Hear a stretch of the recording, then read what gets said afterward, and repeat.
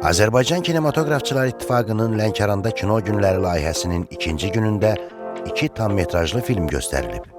4 noyabrda ilk nümayiş Lənkəran şəhər Heydər Əliyev mərkəzinin böyük zalında rejissor Orxan Ağazadənin Kinomexanikin qayıdışı tammetrajlı sənədli bədii filmi ilə başlayıb. Baxışdan əvvəl nümayişin moderatoru, kinotənqidçi Aygün Aslanlı Kino Günləri və film barədə tamaşaçılara məlumat verib. Amma onlar sadəcə özlərini oynayıblar və indi görəcəksiniz kameranın qarşısında o qədər təbiidirlər ki, dünyanın düz 20-yə yaxın ölkəsində bu film festivallarda iştirak edib.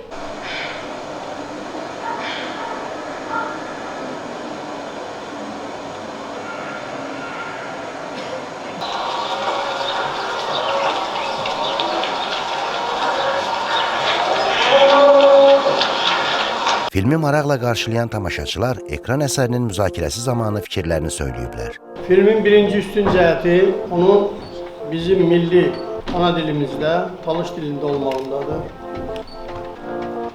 İkinci üstün cəhəti Sım kəndi kimi bir kənddə olmasıdır. Mən bir yenilik kimi deyim ki, burada dövrü uyğunlaşdırıb bir araya gətiriblər və bizim müharibələr də buradan istər Ukrayna müharibəsi olsun, istər bizim Orxanın çəkdiyi bu böyük bir nailiyyətdir bizim Talışlar üçün. Çünki Azərbaycan multikultural dövlətdir və 44 günlük müharibədə də dəmir yumruq sayəsində biz gördük ki, bütün xalqlar birlik olub bizə qələbəni yaşatdılar. Bizim uşaqlığımız Nizami kinoteatrında, Spartak kinoteatrında keçir. O filmlərə gedərdi, uşaq baxar deyil. Pul tabardı ki, qasa filmə baxar. Bir filmə bir həftə baxar. Nümayişdə iştirak edən kinorejissor Mirsadıq Ağazadə film barəsində danışır.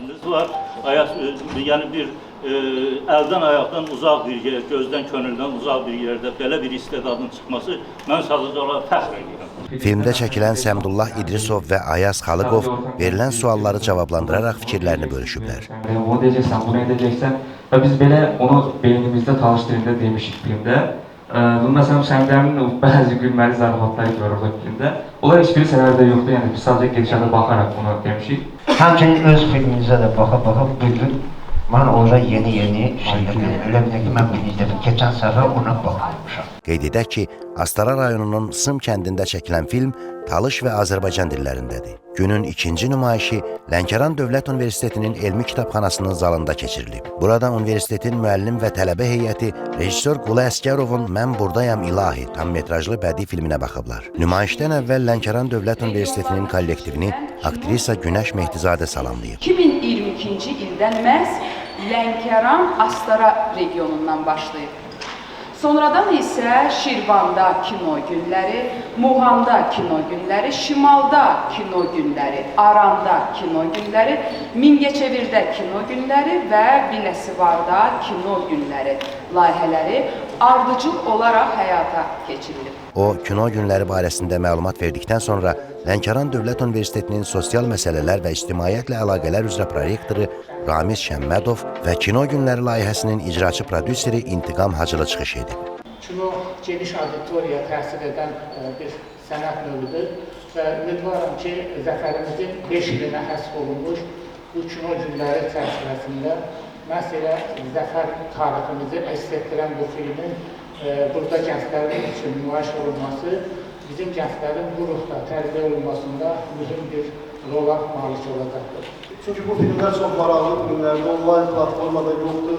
Son illərdə istehsal olunan Azərbaycan filmləridir. Hansı ki, biz onlar üçün darıxmışıq, o filmləri görə bilmirik, televiziyalarımıza az verir və yaxud da vermir. Kino İttifaq da belə layihələri artıq 3-cü ildir keçirdi. Müxtəlif regionlarda, Lənkərana da 4 gün salmışıq. Sən də öyrənən sözə yedik.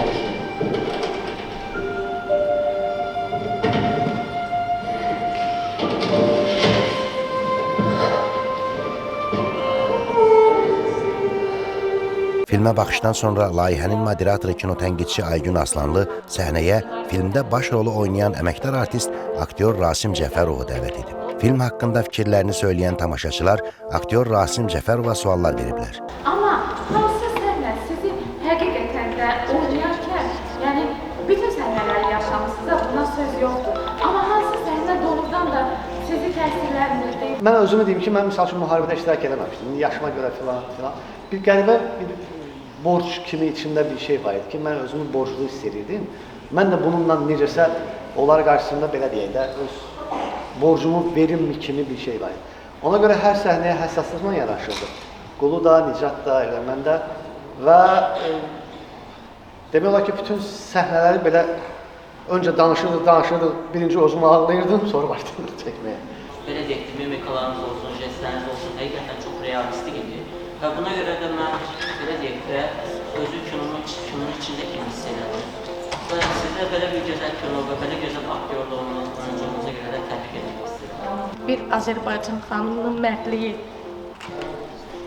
mərdliyi, özünü qurban etməsi, bu ancaq biz Azərbaycan xanımlarına xasdır. Artistlər mən öz minnətdarlığımı bildirirəm. O tam o rolun içində elə bilsən ki, onun həyatını yaşatdı və ekranda göstərdi.